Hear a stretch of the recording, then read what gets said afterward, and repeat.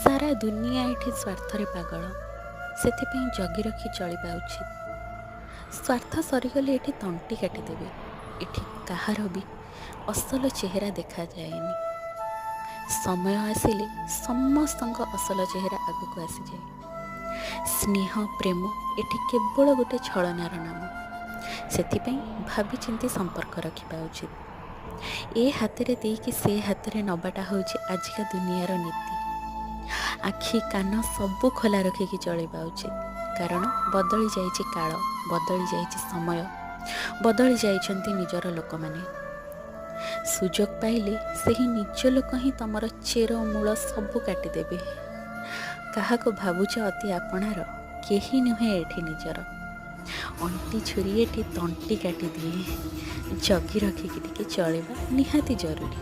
Jai Jagannath.